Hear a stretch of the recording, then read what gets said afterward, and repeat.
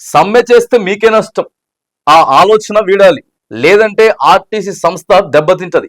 May Day సభలో CM Revanth Reddy sir సమ్మె చేస్తే మీకే నష్టం అని చెప్పి ఆ ఆలోచన విరమించుకోవాలని చెప్పి ఆర్టీసీ కార్మికులకు చెప్తున్నాడు సారు. కానీ మరి వాళ్ళ డిమాండ్స్ ఏమున్నాయి? మనం ఫ్రీ బస్ తీసుకొచ్చినాం కదా, దానివల్ల డ్రైవర్లు కండక్టర్లు ఇబ్బందులు పడుతున్నారు, పెంచాలా, డ్రైవర్లను పెంచాలా, కండక్టర్లను పెంచాలా, బస్సులు పెంచాలా, సో వాళ్ళకి ఎట్లా లీవ్స్ ఇవ్వాలి, వీక్ ఆఫ్స్ ఎట్లా ఇవ్వాలి, వాళ్ళ భద్రత ఎట్లా చూసుకోవాలి. సో ఈ మధ్యలో కొద్దిగా దాడులు జరుగుతూ ఉన్నాయి ఫ్రీ బస్ తీసుకొచ్చిన తర్వాత డ్రైవర్ల మీద, కండక్టర్ల మీద. ఇవి కదా వాళ్ళకి క్లియర్ చేయాల్సిన ఇవి సమస్యలు. రైట్, మీరు అసలు ఈ సమ్మెనే చేయొద్దు అని చెప్పి వాళ్ళకి నోటీసులు ఇచ్చేస్తే ఆర్టీసీ సమ్మె తెలంగాణ రావడం కోసం ఆర్టీసీ కార్మికులు మామూలుగా కాదు, ఎక్కడికక్కడికి స్తంభించిపోయినాయి. డిపో బయటికి వెళ్ళలే, బస్సు డిపో బయటికి వెళ్ళకపోతే అక్కడ ఢిల్లీలో తగిలింది సెగ. ఏందే ఇంత నిక్కచ్చిగా చేస్తున్నారు ఏంది వీళ్ళంతా అని చెప్పి అక్కడికి తగిలింది సెగ. వాళ్ళని మనం ఇలా చేయొద్దు, మీకే నష్టం అని చెప్పి స్వీట్ గా వార్నింగ్లు ఇస్తే ఆగేటటువంటి కార్మికులు కాదు ఆర్టీసీ కార్మికులు.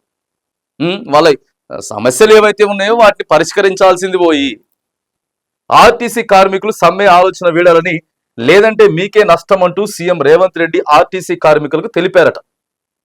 తమ న్యాయమైన డిమాండ్లు పరిష్కరించాలని, లేదంటే ఈ నెల 7 నుంచి సమ్మెకు వెళ్తామని ఇప్పటికే ఆర్టీసీ కార్మికులు సమ్మె నోటీసులు ఇచ్చారు.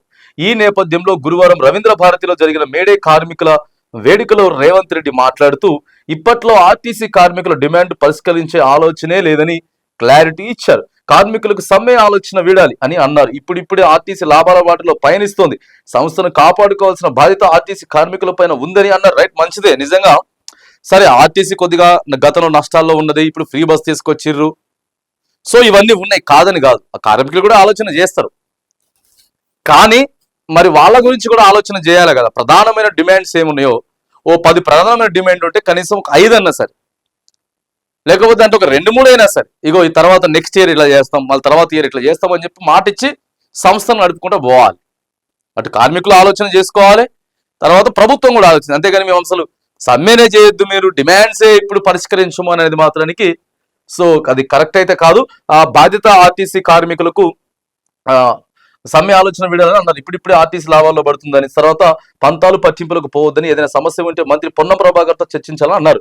చేయగలిగింది ఏమన్నా ఉంటే చేస్తామని, ఇప్పుడిప్పుడే పటాలెక్కుతున్న ప్రభుత్వాన్ని మళ్ళీ సమ్మెలతో ఏదైనా పొరపాటు జరిగితే మళ్ళీ పునరుద్ధరించడానికి అవకాశం కూడా లేదని పరిస్థితులు తలెత్తాయని చెప్పి సో రేవంత్ రెడ్డి అన్నారు. మరి పొన్నం ప్రభాకర్ కూడా చర్చలు జరుపుతామని చెప్పి ఆయన కూడా అంటున్నాడు, జరుపుతామని చెప్తున్నాడు. తర్వాత కార్మికుల ప్రధానమైన డిమాండ్స్, మెయిన్ థింగ్స్ ఏమున్నాయి, 1, 2, 3, సో అవైనా సరే పరిష్కరించి ముందుకు నడిపేటటువంటి ప్రయత్నం అయినా చేయండి. అంతేగాని సమ్మెనే చేయొద్దు, మొత్తానికే సమ్మెనే చేయొద్దు, నోటీసులు ఇవ్వడం, సో ఇలాంటి ధోరణి ఏదైతే ఉందో అది మాత్రం ప్రభుత్వం బంద్ చేసుకుంటేనే మంచిది.